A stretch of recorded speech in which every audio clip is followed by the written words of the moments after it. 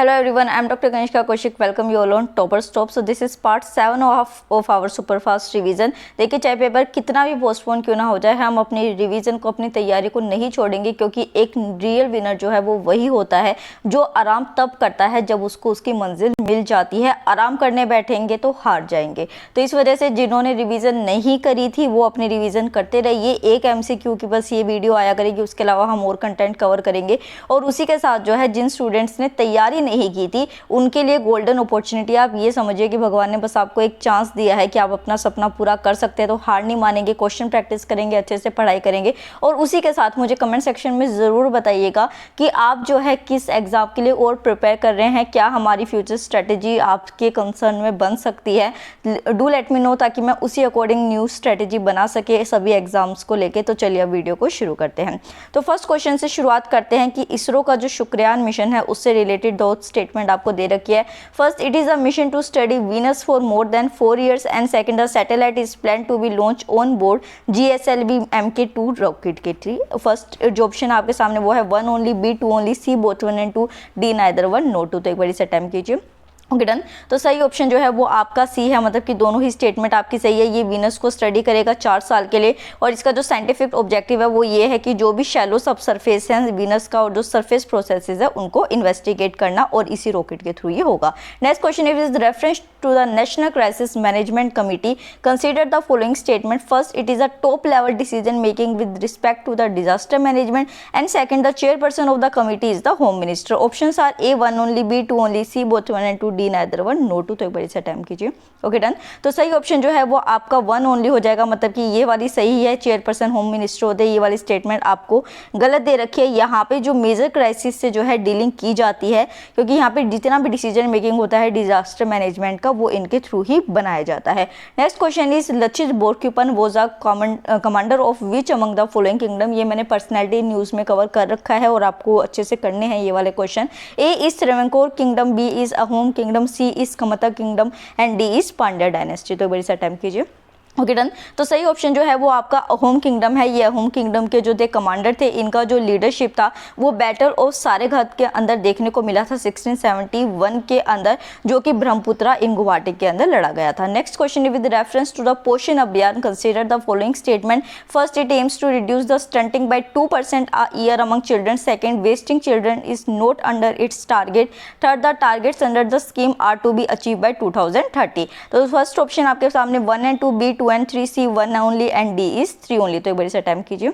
Okay done. तो सही option जो है वो आपका 1 only है। ये जो प्रोग्राम है ये बेसिकली न्यूट्रिशनल आउटकम जो होता है चिल्ड्रन का, प्रेग्नेंट वीमेन का और लैक्टेटिंग मदर का, उसके लिए है। 2018 में इसको लॉन्च किया गया था और इसको 2022 तक अचीव करना है, ना कि 2030 तक।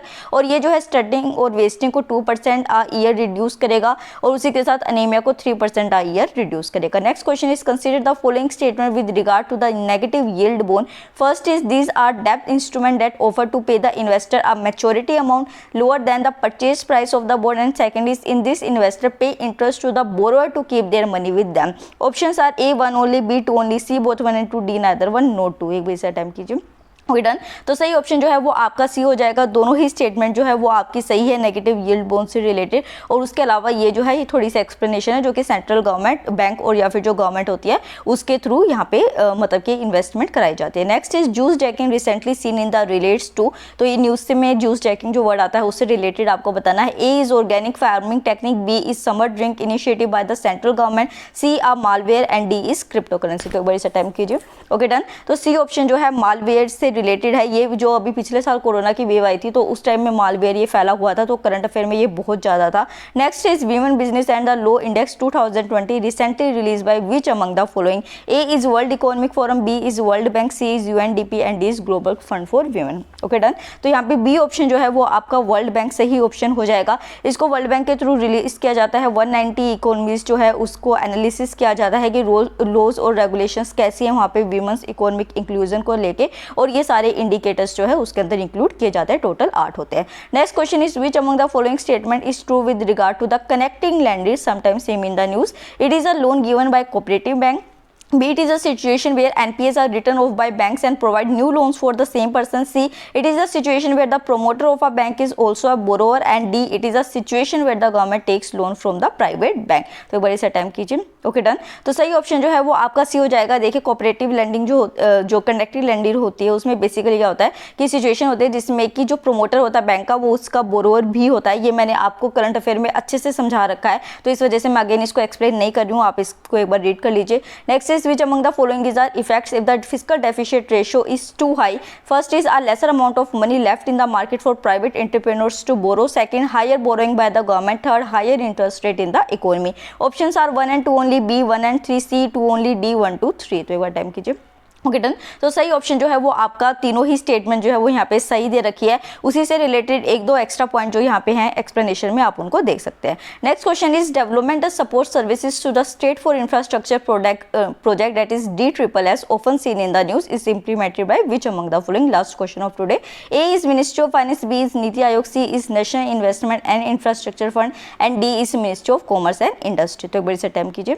Okay done. तो यहाँ पे नीति आयोग जो है उसके थ्रू इसको रिलीज किया गया है और ये एक बेसिकली ट्रांसफॉर्मेशनल और जो सस्टेन डिलीवरी होती है इंफ्रास्ट्रक्चर प्रोजेक्ट्स की पूरी कंट्री के अंदर उसको डेवलप करता है और ऑल लेवल्स ऑफ गवर्नेंस को प्रोवाइड करता है। की ऑब्जेक्टिव जो है वो ये है कि पब्लिक प्राइवेट जो पार्टनरशिप है उसकी सक्सेस स्टोरीज को बताया जा सके और उसको अचीव करा जा सके। तो वीडियो की स्टार्टिंग में जो मैंने आपको कहा कि आप मेरे को जरूर बताइए कि अब आप किस एग्जाम के लिए प्रिपेयर कर रहे हैं, क्या आप टॉपर स्टॉप से एक्सपेक्ट कर रहे हैं इस टाइम पीरियड में, उसी अकॉर्डिंग हम अपनी स्ट्रेटेजी बनाएंगे और अपकमिंग वीडियोस को लेके आएंगे। तो अगर वीडियो पसंद आए तो वीडियो को लाइक कीजिए, चैनल को सब्सक्राइब कीजिए। Thank you so much.